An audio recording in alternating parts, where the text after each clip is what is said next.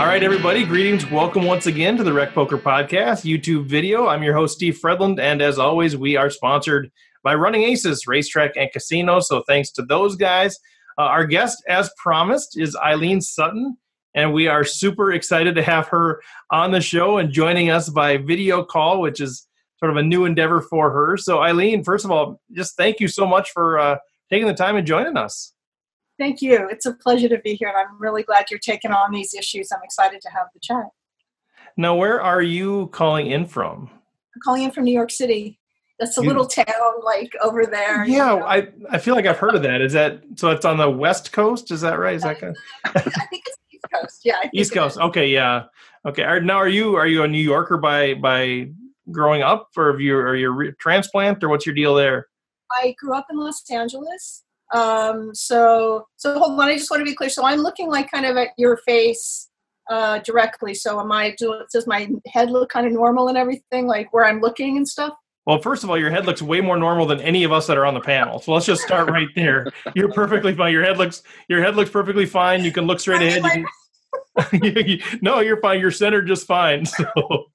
No, because I know there's an issue if I look at the camera lens or I look at you, or I just... Oh, yeah. We can tell if you're looking at the screen or if you're looking at the camera, but, hey, we're cool, whatever. I keep looking up and down all around everywhere. So whatever is most comfortable for you. I think your screen will probably, who's ever talking will probably be made large on the screen so you can kind of decide where you want to look. No, it looks great. I have a huge screen, so it's all good. I grew up in Los Angeles, California. And I've been in New York for 30 years. And so I guess I'm a New Yorker, ... I say it reluctantly, but yeah. So that's the deal. Okay, good. Well, so I know you've been all over the place. We've seen, between the panel, I think we've seen you all over different places, different articles that you've written. I know you wrote a book, The Total Poker Manual. You write fiction books, suttonstories.com. It's kind of all over the place, right? You're kind of doing all sorts of different things. I've had a robust life as a writer for 30 years, and now my writing life includes my poker writing, and I'm just very, it's been an amazing journey, which is a word I don't like, but it's been an amazing journey to add to my writing credential, the work I do in the poker space, so it's been wonderful. Well, we appreciate that, and one of the things that we know of is the essay that you wrote, The Poker for Girls, is kind of about the New York underground cash scene. So talk a little bit, we're going to get into the issue of women in poker, but I want to just set the stage a little bit so people kind of know your history and your involvement. So talk a little bit about sort of that scene, if you will, but just kind of the article and what you really learned out of that now as you're reflecting on it. I came to poker really late, and I'm really grateful for it. It was just a weird thing that happened to me when I was 55 years old. So I'm in this very young male world all the time, and I've been here for now 7 years. I've been playing serious cash for 4 years. And I got very serious from the start, and I got coaches right away. I just did really weird stuff, but I just decided poker was my life and it was going to be my life forever. So I got really serious really fast. So I was a tournament player. Matt Matros, who's a 3-time WSOP bracelet winner, was my first coach. Okay, not bad. Insane. It was just insane. I was like, anyway, he was my first coach, and I was a tournament player, and Matt changed my life.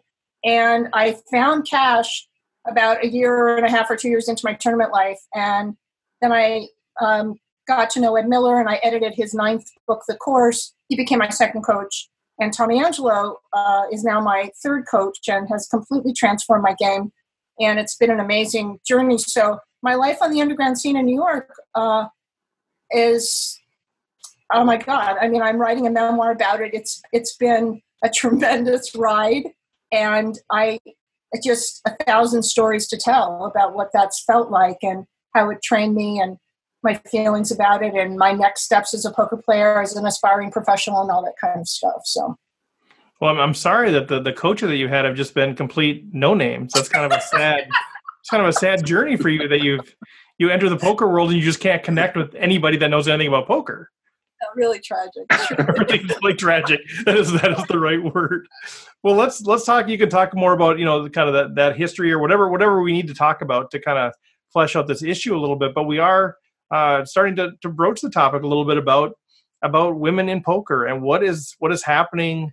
Why such a lack of gender diversity at least when we sit down to play tournaments, it's really hard to have a tournament that has more than, one or two women in a 100-person field. And I guess to start, I'd like to just know from your perspective, is this a problem?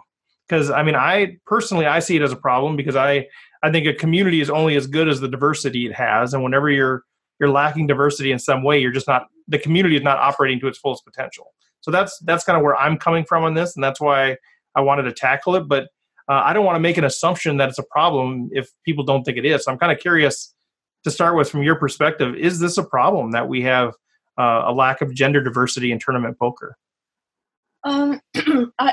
Yes. The short answer is yes. I wouldn't use the phrase a problem. It's a fact. I've been writing about women's issues and how women come into the poker ecosystem for a number of years through my blogging activity for Red Chip Poker. And I've done a lot of research on it. And the numbers and the data are hard to come by. But women generally play in live poker about 2 to 4%. And WSOP has those stats. And those statistics are getting worse, actually.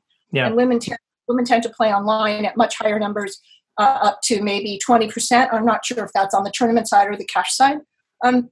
I have made some notes for this conversation as we continue through it, but as a starting point, women have a different set of pressures in their lives. So my male friends in New York who are single, who have jobs, who are not raising children, they can come to a poker game at 9 o'clock at night and leave at 2:30 or 3 o'clock in the morning if they have to get up and go to work the next day. Women generally, separate from the issue, it's a matrix of issues having to do with how poker is taught, how women knock at the door of male-dominated industries. But as a starting point, women often make less money than men. They often are raising children. Their pressures. I have a friend in DC who's raising 2 kids. She has a full-time job. It's just a different set of pressures, separate from all the ways that women may or may not feel welcomed in the poker world as a very male-dominated environment. But as a starting point, how much money can women spend on the game? I'm not the typical woman in terms of how comfortable I am in a very male, sort of hard-charging environment, especially in New York underground for the last 5 years. So these are some of the top-line issues, I would say. Okay, so I like the distinction that's not a problem. It's not a problem, but it's a fact. I think it is a fact, but that's where I just wonder, is it a problem? Because I guess I've been viewing it as a problem. And so that's kind of why I'm curious. Why do you not see it as a problem? I mean, I get that the facts are the facts. Like, there's some of the pressures and there's some of the environmental things and those things. But I just feel like whenever there's something that's that big of a chasm, I think it is a problem. So that's good that you're sort of teaching me to maybe reframe that a little bit. I mean, when you think about all the industries, women have been knocking on the door of a male-dominated world for thousands of years. Right. Okay. I don't want to overstate that or make it, anything negative. But women coming up on Wall Street. I have friends who came up on Wall Street since the 50s, and those are horror stories. So women are knocking on the door of the poker industry, and increasingly so. So the question is, for me, I don't necessarily need to talk about it in terms of a moral issue, like whether men are bad or men are dogs or, men are mean to girls. I don't personally need to talk. I personally write into it, and I'm a marketer by training, so I've advised several poker brands in their marketing efforts. So I like to think of it as an economic question. Poker is big business globally. I don't have to tell anybody in this conversation that. And women, for some analysts, are arguably the next big demographic for this game in terms of keeping players into the pipeline. You have women all over the world playing poker. You have women playing in free pub leagues all over the United States. Right. So if you're running a business and you want women to come into your industry and to buy your product, what are you doing to bring women into that pipeline? I have some answers to that. But fundamentally, and again, it's a question of how comfortable how familiar women are with poker, how comfortable they are, all of these various moving parts. But fundamentally, poker is a business. And what are you doing to attract more customers? And that's a very complex answer. I'm sure we'll get to some of it tonight. Yeah, I would love to dig into that. I'd love to know both from the, what can the industry do? What can local casinos do? What can, it's kind of the organizational side of it. What can they do to attract more women? But also, what can, male or female current players do to attract more women? But also, what are those impediments that are getting in the way? What are those hurdles that they're having trouble getting over? Is it something about the game itself? Is it some of the societal issues that you've already outlined? Is it the environmental issues of how they're treated? Even though I know you don't want to make this a men or dogs thing, but what? So I would love to kind of dig into that. I'd love to know kind of what is the industry doing to try to bring women in? What's being effective? Because I see it locally in Minnesota. There's different casinos here, and they're trying different things. They're trying to do women's nights and different things. I don't know how successful they're being, but they're trying. I'm kind of curious from your perspective, what is being successful in making that happen? And then, what's getting in the way of the numbers actually increasing? That's a very great and complex question. I mean, I love what Vanessa Selbst, how she has written about and talked about women in the game in the last few years. And Vanessa has a wonderful analysis, which I happen to agree with, having to do with how women are socialized into aggression. I mean, poker is a very aggressive game. This is not breaking news. So I know for myself, even after having 3 world-class coaches and many, many hours on felt, there are moments that are extremely hard for me. And I am extremely proud of my game. And I'm playing against people who have been playing 5, 10, 15, 20 years longer than me. I'm incredibly proud of how far I've come in a short time. But the question of aggression in poker, and actually just competitive poker for me, there are folks who consider that poker is not a sport. Okay, I mean, who cares if we want to say it is or it isn't a sport? Tommy and I were talking about this today in a coaching session. The question of, for me, the muscularity or how warmed up you feel or what you do before, during, and after a game. For me, all of that is kind of very connected to an aesthetic of an athletic activity. But the question of, separate from a kind of sexism question of whether women are getting bad mouthed, and I've had women write to me from all over the country that have had horror stories in casinos and how men have treated them there. But separate from that, the actual dynamic of the game, and to Vanessa's point, women are not socialized into aggression. And I think there was something online tonight. On Twitter, I was reading just a few minutes before this chat began about a very famous, high-profile, high-stakes player, and she felted another player a couple times and apologized. I mean, that's not my behavior, but that is fascinating to me, and that's, for me, pure gender. Pure gender.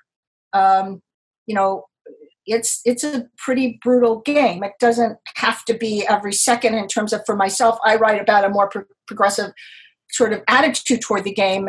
And a kind of more, I have a somewhat different philosophy about poker generally, but that's, I think, part of it. And in terms of what folks can do, I mean,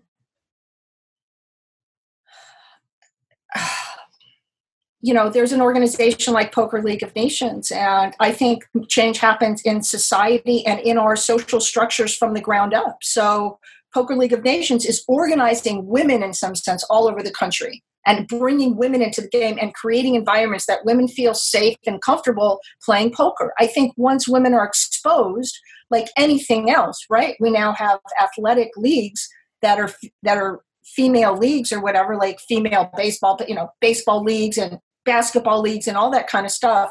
That those aren't that old.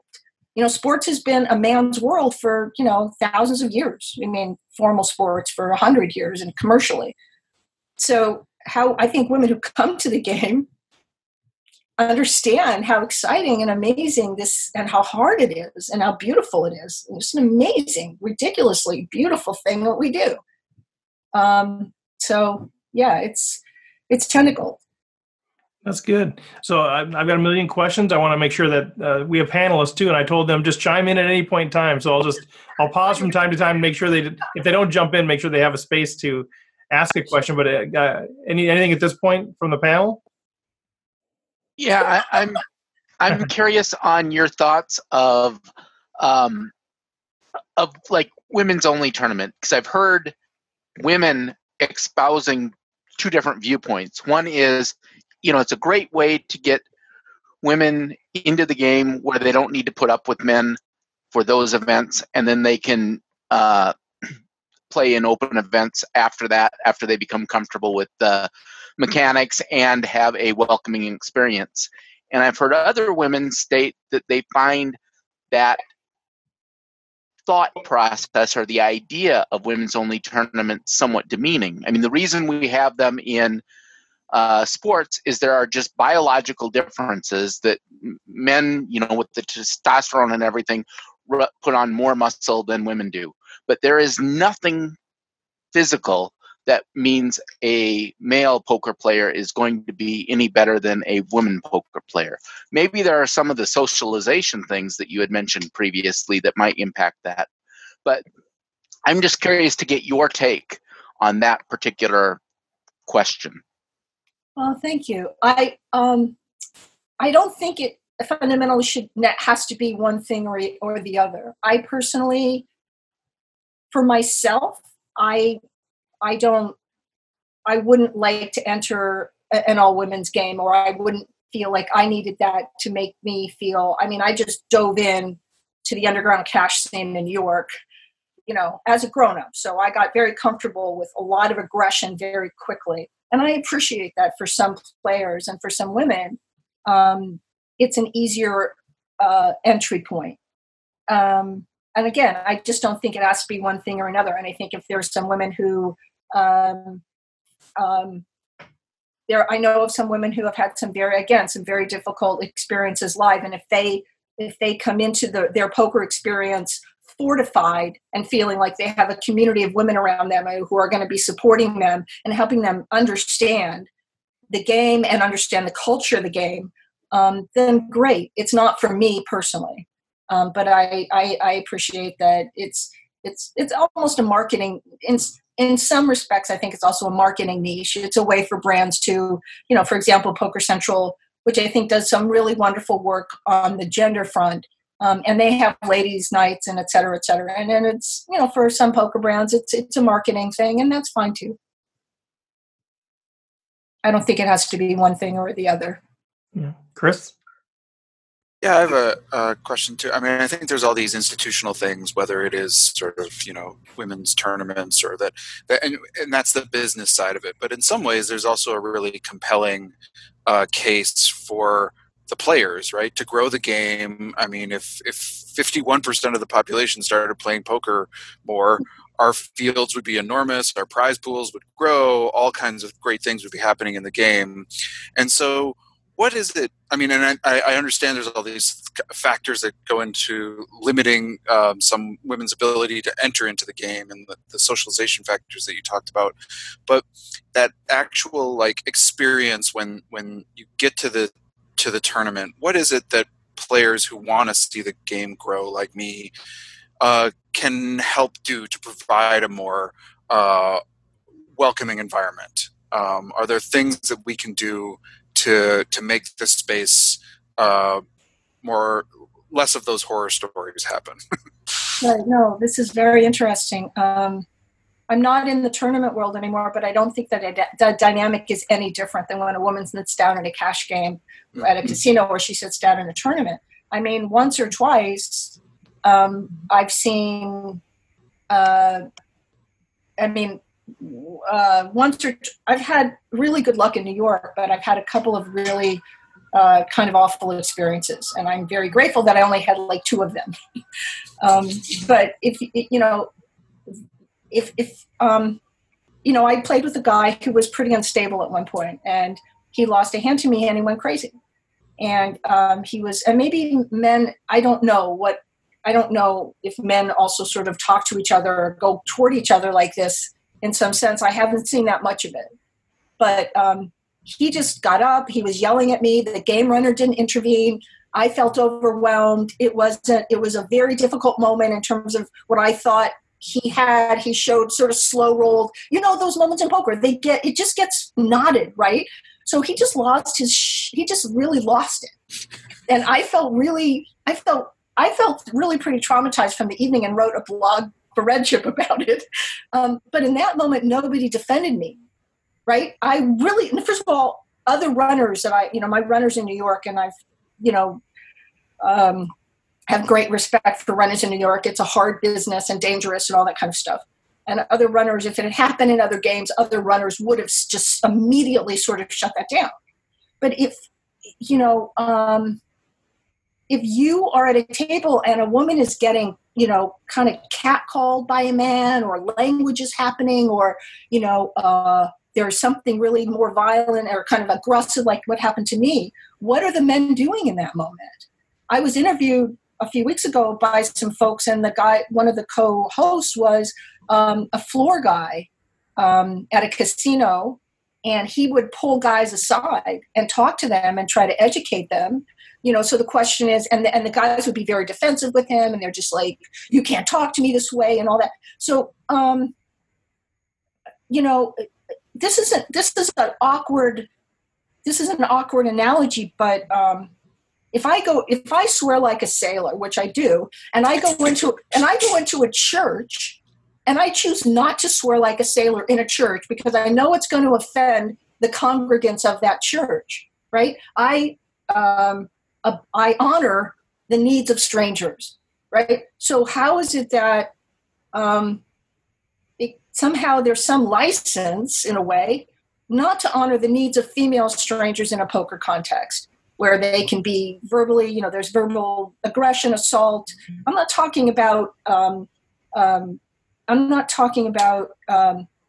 what the language, how male players may talk to women in the course of a hand, and what's it called? I keep forgetting the name of it.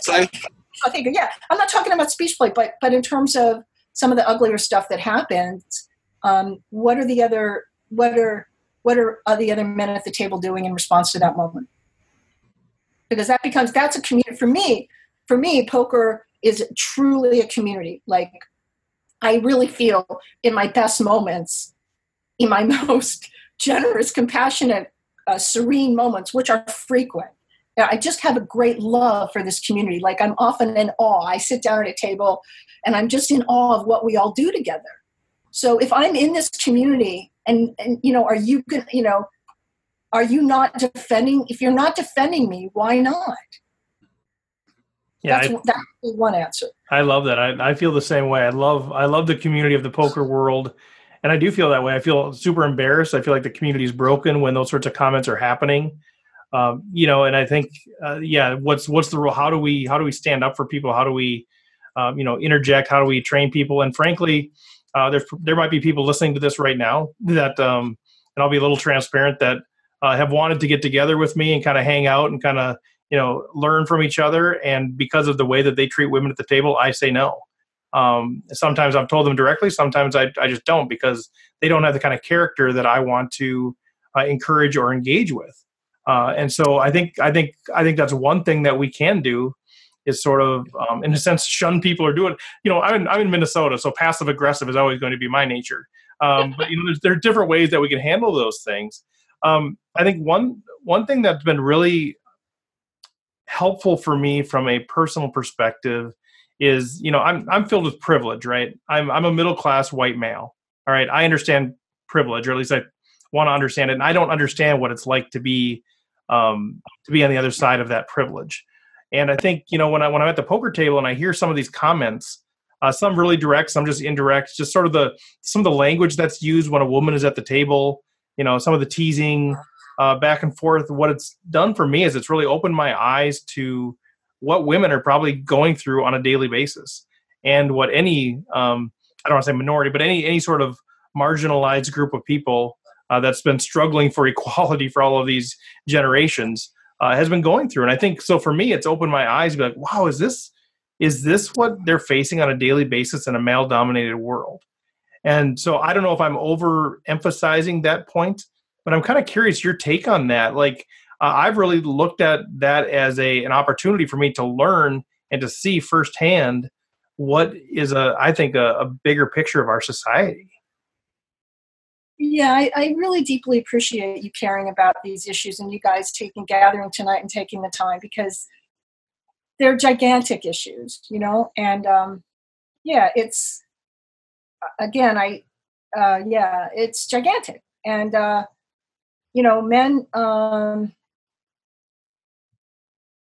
women do, it's equal opportunity for women of every race and class, and maybe not the rich. Well, I don't know. I mean, I would say it's equal opportunity. Women are still in many ways second-class citizens, and women who are trying to enter the poker community are knocking on the door, of a young male industry for the most part, and wanting to feel respected. I mean, I know that men, this just like feels so trivial in some sense. Like men have, it's not actually trivial, but men just really have, I don't know if, and let me just say this. A woman I know who was a tournament player, she had the experience that men would bet against her at a final table to make sure to try to get her out of the game so they didn't have to split the pot with her. Right? That kind of stuff. That's like really subtle kind of power dynamic. Men have a hard time losing money to women. They do. Men fold against me quite slowly. I know they're going to fold. And I just sometimes want to say, I would love for you to just get on with this fold, because you're going to. Right. It's really, and I also, so those are kind of issues. But definitely poker as an industry is not different. And I think, and I also think on the bright side, you've got folks like Maria Ho and up-and-comer brilliant players like Kelly Minkin and others, next gen, kind of the younger generation who are just tearing up the game and are forces of nature. And I know for myself, and I've written about this extensively, some of what gives me so much pleasure as a poker player, it allows me as a woman at this point in my life to enter a poker game and reinvent kind of who I am as a woman. So I get to abandon all of my, I grew up in the 60s. It was a very different time for women. The messages were awful. I spent my life sort of undoing that education, and I get to sit down at a table and not take care of men and not smile and not be pleasant and not be anything. And a friend of mine recently wrote me, who's, in her 50s, and it was fascinating. She said, "Oh, I didn't feel like I could leave a game. It was a really bad game. Like it was, just from a cash, a live, it's like you table select, right?" She said, "It was a bad game. I didn't want to leave because I didn't want to be rude." And I said, that rude, I wrote her privately, and I said, that rudeness idea is not anything a man would ever consider in a million years.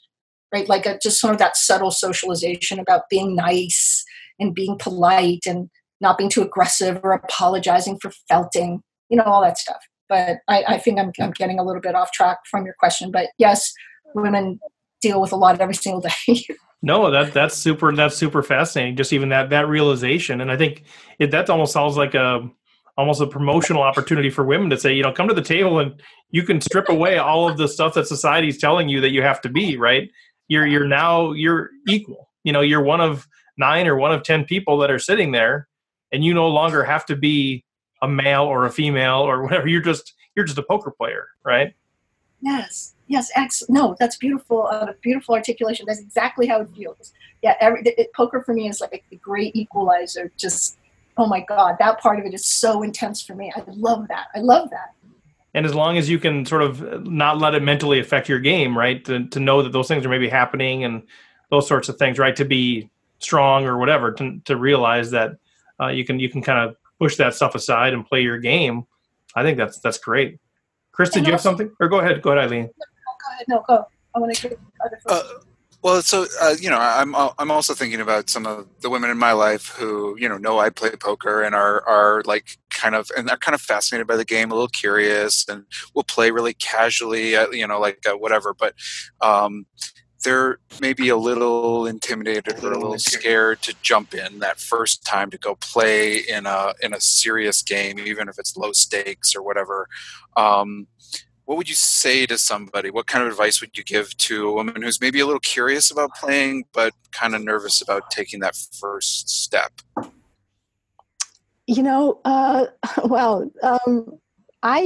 Anytime I meet women in New York who are girlfriends or wives of players, and I always extend myself. It's just a tiny gesture of whatever I can do to sort of help fix the problem. Like I say to them, I'll teach you the game. I don't know. I don't know beyond a cliche, like you just have to jump in, right? No, you just have to try. You just have to, for me, this also kind of segues into the question of the question of whether women's only games are useful. For myself, for example, if I play online or even live, I play against, recreational players are their own class of players. They're different than tournament players. They're different than professional live cash players because they're not making a living from the game. So their decision trees are totally different. And if I'm playing a 90% range player, a 90% ranger, or a 95% ranger, I routinely play in New York against 95% rangers. All right. Do you know how exhausting that is? Like, it's exhausting.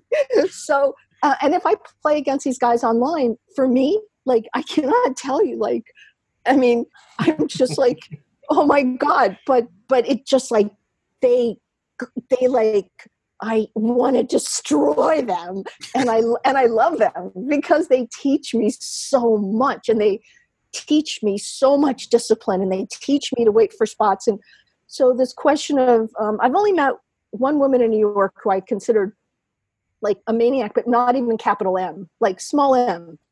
But mostly I want to be as a cash player at the table with maniacs. So they just, first of all, they build wings on your houses, right? You get to buy the Maserati because, they're awful and you're just going to make a ton of money from them. But the question for new players is, like anything, like just try it. Or if they're guided, if you have friends or folks who are curious, like, yeah, just be their ambassador. Just be their ambassador, like for anything new, for all of us, like in the most simple way, if we want to, do anything brand new, if we have ambassadors, we just feel a sense of connection. I'm available to a lot of younger players and especially female players, always, just to say, I'm here for you. I'm always a folks at the table. Tommy has trained me strictly in a kind of mum poker. So I'm in that quietness at the table, which for me is so relieving as a woman. I don't have to be like, chatty and friendly and sweet and all that bull, I'm just quiet. Right. But I also, folks talk to me at the table, I will say, I'm happy to help you. Here's my phone number. Call me. We can talk about whatever you want to talk about. So I think that ambassadorship and that community building is very important for folks not to feel freaked out. Great. John? Well, so over the last few years, we've had several near misses of getting a woman at the final table of the WSOP. How much do you think that would change the landscape? People in general need role models. Moneymaker obviously made a huge change to the landscape, saying, oh, just an average Joe can win at this game. How much would that make a difference to say, yes, we see women being successful on the biggest stage? And we've already seen it everywhere else, but the WSOP main event is kind of its own special beast. So how big of a change would that be? Who knows is my short answer, but I agree with you. It would be amazing. It would be massive. I don't think that for Moneymaker, and I agree with you about the Moneymaker effect. I think it would quiet, the naysayers, and it's not infrequent that folks online will say, women just can't win. the beauty, that beautiful sexist rhetoric. Women can't compete, women can't win. I mean, Vanessa Selps with her bank account would disagree. I think it would be massive. Again, I still think there's pressures on women in terms of whether they can afford to play poker or they can leave the house and play live on a moment's notice and all the things that women deal with. I don't think that that's going to necessarily transform it overnight. But I think it would certainly quiet the naysayers. I mean, if you look at, like the difficult rhetoric that happens on Twitch streams, is very sad to me, and the kind of degrading language that anonymous players can do online. And, that's one environment where if women are watching those streams, it's a really like kind of the poker equivalent of a hostile work environment in some sense. I also would say that how to get more women in the pipeline in terms of getting them onto these big high profile games, with the possibility of being at final tables. I mean, big brands say they want more women in the game. A lot of poker brands say that. And the question is, what are they doing about it? I mean, you have to I commend PokerStars for having a PokerStars women Twitter feed. And I'm sure there's other stuff that they do in that brand, in their brand activity. But you have to create a narrative in which women can see themselves, right? So if you start a poker brand or you develop a poker brand, that's hyper masculine and that's appealing to younger men, which is fine. That's a choice. It's a marketing choice. It's an economic choice. But poker brands have to commit to, they have to seriously commit to presenting their brands in a way that women can respond and relate. So we can say, gee, a woman hasn't won, the main event, but how many women are in the tournament pipeline and what can be done at a much lower level, right? To bring, and this is what I love about the work of Poker League of Nations, because they're running tournaments all over the country. And I have friends who are, putting down the dollars for the main event and all that kind of stuff. So it's a question of numbers and what are brands doing. If I go to a poker brand and I just see a kind of image system visually from a marketing perspective, and it's a lexicon that's very male and very aggressive and sunglasses and kind of this very like warrior crushing sort of aesthetic, which is one way to go. Aaron Brown wrote a brilliant text called The Poker Face of Wall Street, and he argues for a much more compassionate behavior toward fellow poker players, which I embrace completely. But the question is, what are brands doing, to make this more, to make this possible and to change to kind of enlarge the funnel and bring more bodies into that funnel, to say it sort of in a vulgar way. So in addition to like the major brands, I think that's incredible advice. I think that's something we need to hear. Bringing it back down to, let's make it about me. No, I'm just kidding. But bring it down to the Rec Poker podcast and these sorts of shows like this, where we've got a decent sized audience and that sort of thing. But I'd like to know what advice, and putting you on the spot a little bit, like what advice would you have for us to be able to do to not only make the podcast more appealing to women, but also to promote, the game to be more accessible for women? Like, do you have ideas on that? Because we have a panel, and as you can see, they're all men, and we've tried to get women on here, and I have to work really hard to get female guests on the show. We don't have any right. Is that true? It is, yeah, and part of that is maybe just poker connections that we have. But we just had Lexi Gavin on and Tiffany Lee talking about some of this stuff. But it's kind of hard, and we don't have any regular panelists that are female, and so that's something we want to change. But in addition to that, are there other thoughts that you have around how can we, on a weekly basis where we have a platform, communicate a message that is of more interest to women? Not because we're trying to grow the podcast, but we're trying to grow the game, and we're trying to be more inclusive in things. Any thoughts on that from your marketing perspective, or just your other exposure that you've had? Yeah, I mean, first of all, I said it at the start, but I really deeply appreciate the fact that you care about this, because I do think you're at the forefront. I think it's I'm coming into the game in it differently than a female player came in 20 years ago, or certainly 50 years ago. And I feel, and I'm grateful that it's different and it's somewhat more inviting. You might do some outreach to Poker League of Nations, and they may have some great ideas about just how to feature women. I think one of your panelists or somebody talked about the question of role models, and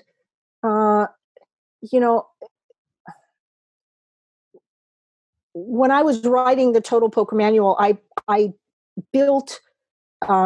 designed spreads into that book to feature women at every generation. So I have expert spreads with, say with Jen Harmon and Vanessa, and I have spreads with Kelly, and just women at like kind of every generation going back like 30 or 40 years, because I wanted women to have a presence in that book in a very explicit way.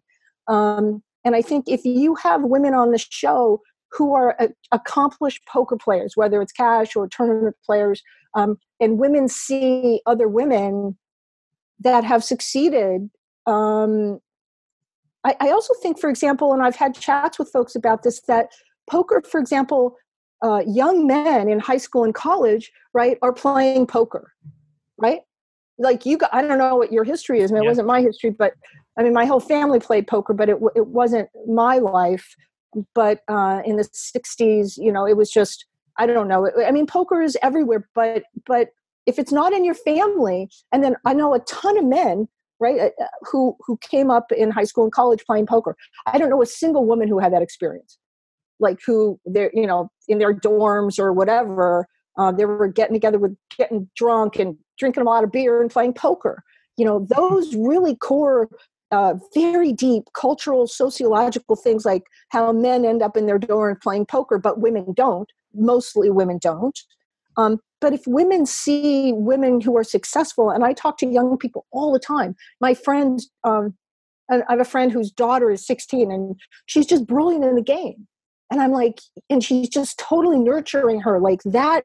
That's where it starts. Like, I'm very jealous of people with these origin stories. Like, I started playing at 55 years old and everyone else started playing at 9 or something. I'm obsessed with Stu Unger, who grew up in my neighborhood. And, he was advising his mother on gin rummy when he was 8 years old. He's just a god dang prodigy, right? He was. But if women, I tell young people, like, but if you have women on your show who are really accomplished and Jennifer Harmon has had an amazing life, and Nessa's not as active anymore, and countless other women, Kelly and others, who even Danielle Anderson, who I just watched the movie on the history of online poker, and she's featured in that, and she's had just the hardest, amazing life. I mean, a beautiful, beautiful story. And I think if women see other women that are successful and are thriving in the industry, thank you. Bet raised full. Yes. Thanks. Oh my God. Technology. Yeah. It's like for all of us, whether we're children or whether we're grown-ups, like we see other people doing stuff that we want to be doing. And then we feel like, oh yeah, I can do that too. When I first met Matt Matros, what was interesting, I met him through my writing life, and I didn't even know who he was, because he and I were both writers, we're both fiction writers. So he came to my workshop, and I was training him to be a workshop facilitator for a writing organization in New York called the New York Writers Coalition. I had no idea who he was. And then a week later, I found out. And I came home and I called him. I was like, "How the hell did you not tell me who the hell you are?" And then but for me, that was a perfect example of, like, Matt was a writer and a poker player, and I was like, okay, I have 50% of this already in place. And so he was modeling that life for me and that balance for me, and that's where it began. It was, I'm not religious, but it was a little bit of a little bit of destiny there. Cool. Any other, we're at about time, but any other questions from the panelists or comments? Chris? I have a quick one. When's the memoir coming out? Yeah. Oh, that's an excellent question. Your guess is as good as mine. Well, I'm guessing his guess isn't as good as yours. It's the writing moves slowly, and like that. But thank you for asking. Chris is also an author, so he understands the writing process. Oh, okay. Well, then it's a totally unfair question. No, and and I also think a book, like Molly's Game certainly was a beautiful, expansive moment. I mean, she wasn't a player per se, but I think she certainly expanded the dialogue for women in the poker ecosystem in a very profound way. Well, good stuff, Eileen. I really want to honor our time, but I can't thank you enough. This is fantastic. Really, really good insights.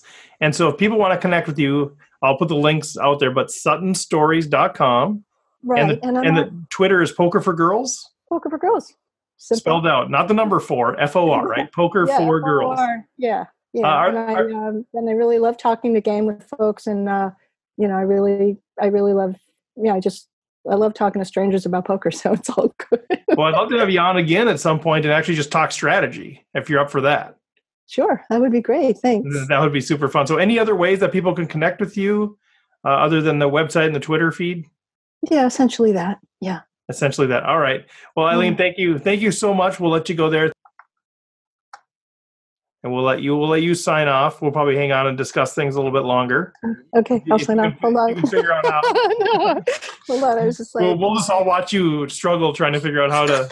I'm gonna kill you. I'm gonna kill you. Hold on. This will be really good. This is a good outtake right here. No, because my mouse because I moved my computer. Okay, goodbye. Thank you. Bye. Thank you. Thank you. Bye. That was fun. Guys, any comments, follow-up from that? I think she had a lot of good insight about, you don't even think about that cultural part of it, of why there's not women in poker. I think I related the story about my wife at Running Aces, where she plays poker online all the time, but she went to Running Aces and then had a really bad experience the first time she played because she inadvertently did a string bet, and then some asshole at the table started reading her the riot act about how bad she was or whatever it was, and so she has not gone back to the live game since.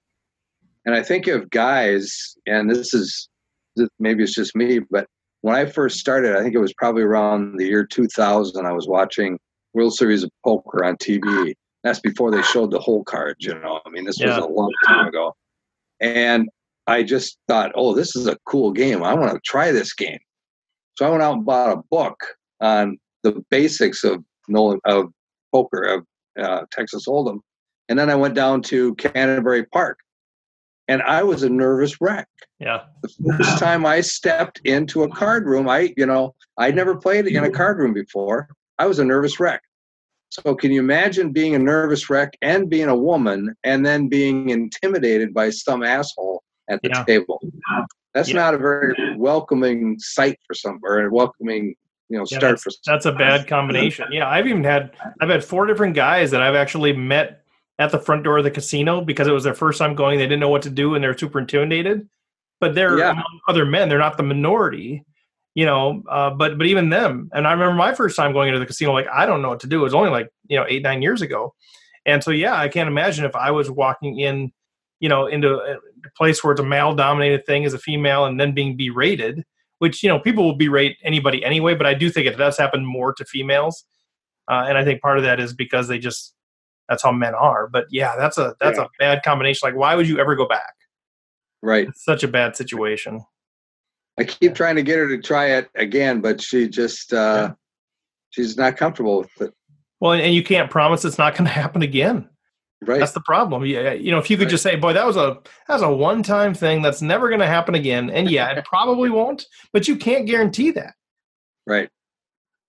Yeah, you can't. And what I love about this conversation and more conversations like it is the thing that seems so strange to me is that it is in everyone's best interest, I think. The game, we've seen the numbers. It's pretty healthy, but there are signs that there's, some stress points for the poker community and for the poker game. And this game needs to grow, right? And we as poker players, if you love the game, need it to grow. And so any kind of environment that puts anybody, makes them feel uncomfortable coming in, whether it's by their experience level or their gender, or some guy just put queen 4 in there and knocked out my ace king and I'm going to yell at him. Like, all of those things contribute to making it a more insular environment, and that puts stress on the game, right? We need more players. So I don't know why that would, I mean, we as a poker community need to sort of make this as welcoming a space as possible. Yeah, and that's where it's hard, because I mean, people like, the panel here, I think most of the people that I know that logically think about things, well, first of all, they're not a-holes, but secondly, if they were, they'd logically think about, this is bad for the game, but it's there's so many people that aren't logically thinking about that. It's the same people that are sitting there going, stupid place, they only have 40 entries, what a bunch of idiots. And then somebody comes and sits down and they're like, well, what are you looking at, you idiot? I mean, like, really, you're not putting this together, that that these two things are actually inversely correlated, but they're not. And so that's where it's like, is there a societal value that we can have as a podcast or as individuals to somehow raise the awareness to let people know that's not okay, or even inform them, this is why we don't have big fields. I don't know, but I wish there was more that we could do. And maybe we will, through just having some of these conversations, that people will start connecting the dots a little bit more. But man, that's so frustrating, because to your point, we want to grow the game. And it's a lot of times the same people that would love to have bigger fields that are the ones that are to blame for not having bigger fields. Yeah. And I think that's why I think it was, I don't know which episode's coming out which, but one of the previous episodes we were talking about tilt, right? And I feel like I was talking about this idea of like people behaving badly at the table. That's like where I get tilted, because it's like, this is not just about me. It's about like this community that I want to build and see grow and be healthy. And so it's hard for me when that happens to play my best game. And so they're kind of connected for me. I totally agree. That was the Jared Tendler interview, which will be airing before this one. But it was funny because he even brought up the social justice term, and that's actually what I was called when I was in Vegas last year. A guy was berating this female dealer, young gal, obviously a pretty new dealer, and we were playing like a $60 daily at the Rio. It wasn't part of the World Series or anything. It was like 22 people or something. And this guy was just berating her. I came into the defense. And he's like, what are you, a social justice warrior or something? I'm like, seriously? Like, I mean, yes, but but like, really, like, that's what's happening here. And that does put me on tilt more than anything. You can berate me, and I just kind of, at first it hurt more because I do like people to like me, but now I'm just more of a, whatever, I don't need to justify my play. But yeah, when you start picking on somebody, when you're the lion and you pick out the weak, antelope, and you start going after it, I have a real problem with that. Yeah, yeah. John, did you have something? Yeah, I was wondering, how much do you think this will change generationally? I mean, obviously, I think now the younger generation is a lot more accepting of things that weren't acceptable when, gay rights, those types of things, when I was younger. You see girls now are being promoted more to take sports seriously, and to being competitive is okay for young girls these days, or at least more okay than it used to be. And competition is all part of, poker. So how much do you think the socialization is changing, or is there hope for the future, is basically what I'm asking. Yeah, I mean, I'll chime in first. I mean, I believe it was Martin Luther King Jr. that said the moral arc of the universe is long, but it bends toward justice. If I misquoted that, I apologize. But I take great comfort in that, because I actually believe that is true. I believe it does bend toward justice, but it is long, and it's painful, and it's volatile. It's not a nice, smooth curve. But I actually take great hope in that. I've seen strides in some ways, and in some ways I see us going backwards. But I do believe that it bends toward justice, and by justice I include equality and inclusivity and all of those things in that, including, women in poker. As funny as that sounds, I think that's part of the deal. I think for me, so I do have hope, is to answer the question. I think for me is the question of how do I don't think those things just happen. I think it's good intentioned people that help contribute to that.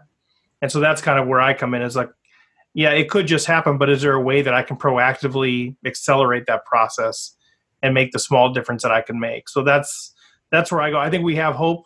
But as I mentioned in the podcast, I'm filled up to the brim with privilege. I don't know what it's like to be on the other side of it, saying how long until we get equality? How long until we get justice? How long until women can be welcome at the poker table? You know what I mean? So I'm constantly in my life trying to put myself into that lens, into that perspective. What would it be like to be in that situation? Because there's no possible way that I can actually understand what that's like. So that's kind of my journey, John, is to try to say, yeah, I think we have hope, but that's very easy for me to say as a guy that's sitting on the standing on the top of the mountain, inviting people up versus the one trying to climb up the mountain. Okay, so then go ahead, Rob. You go first. I was just going to say, I think all we can do is when we recognize that situation, like you talked about being the social justice warrior, when we recognize that situation, be strong enough to stand up and defend that person, whether it's a woman or a new player. Yeah. Regardless. I like it. John? Well, that was Rob's question is a good segue, because my follow-up was, you had mentioned, what can we do? And we didn't really get an answer to that. And it's a complex problem. There is no one single answer. But what can we do to make the game more inviting? Whether it be to women or minorities or just new players in general. I mean, it's very intimidating to come to the game. And a lot of people could probably use Jared Tendler's mental game so that they don't act like jerks at the table, right, which would help too. What can we do to make the game more inviting and to grow the game? Yeah. One thing I've never really understood why, you see even at like the Mall of America, right? Like Mystic Lake has this little I think they still do. I haven't been there for a while, but they've got like this little station there where like people can come play a fake hand or two of blackjack and like learn that, and then they have like, and sign up for our shuttle and come play for real and whatever, right? And I feel like I don't know why the card rooms don't have experiences like that where maybe come play, if you've never tried poker before, come play for half an hour with the dealer. We'll say you're going to sit in the 6th seat, and what the heck does that mean? I don't know where to go. Like, we'll walk you through those things. We'll deal you a hand and show you how you make a bet and how you, I think that it's not just, it's anybody who's intimidated by coming into the game that way. I don't know why they don't do that, because I feel like everyone has that first time barrier of feelings, even if they've played it with their friends or they've played it casually, that first time coming into that kind of space, it's just like, well, where do I sit? What do? I don't want to make a mistake. I don't want to do a string bet. I don't want to do all these, I don't want to do anything wrong. Right. And so I feel like that could be a really big thing that would help invite people into the game. So I don't know if that would work, but it seems like that would be a good space to try. Yeah, I love that. I love that. I mean, there's some things that we can do even with the podcast as far as helping people introduce to the game, but there's still no substitute for actually sitting in the casino, likening to the real experience. But I like that a lot. And I'm in conversations right now with Running Aces about doing some things, some training things and some other things related to them. And I'm going to plant that seed as well. And I mean, maybe they've tried with it. I feel like Canterbury has done something with a kind of a beginner's course. And so I don't know how much of that is actually like strategy driven versus acclimating to that environment. Hopefully both. But so it seems like they're trying to do some things there. Yeah. Canterbury did do a thing where they had like a minimal training type thing plus appetizers and drinks specifically geared towards women. And then they played a women's tournament after that. So it was like $10 for the drinks training and appetizers, and then $40 for a tournament. And then it was kind of like a night thing for women. And I know they've done that in the past as well. It wasn't just like a one-time thing that they did. Taylor, do you know if they had any good turnout at all for that? I honestly don't know. Yeah, okay. Well, my wife did go to one of those about 5 years ago, I think it was. And Fox was there putting it on. He did a little seminar in advance. And there was a lot of girls there that were normal players, like Jay Phillips was there, people like that we know that play poker regularly. Yeah. And it was, the poker wasn't really at a very high level, according to my wife. But, they gave him a glass of champagne and a little gift bag and stuff like that, and then had a little tournament. So there was a lot of new players, is what my wife told me. There was a lot of new players there. And whether or not they went on to, play actually down in the casino or not, I don't know. But, yeah, it was a pretty inviting thing. And like I say, Fox gave them a quick overview of how poker works, just at a bare, basic level. I didn't know they were doing that. That's great. Yeah, for sure. Yeah, they just had one, I think, about 2 weeks ago. I was down at Canterbury a couple of weeks ago, and I saw them advertising it. So. Okay. Yeah, I knew like Chopper was putting something on Twitter as far as looking for, he was asking about, doing intro courses because I'm doing a community ed thing. And so he was asking about what I'm doing with that. I didn't realize it was specific for women, and maybe it's not. But yeah, I agree that that's fantastic. Anything to bring in new players in sort of a non-threatening way, it has to be good, right? It has to be at least a move in the right direction. Well, any other thoughts? I know it's been kind of a long night. We've recorded a couple different sessions tonight, but any kind of wrap-up thoughts from Eileen or related to this women in poker? Well, thanks for being on here. I think it's an important discussion. I'm excited that we're engaging in it, even though it's taking a break from a lot of our strategy stuff. I think it's an important, timely conversation. Thanks again to the rec players on the panel as well.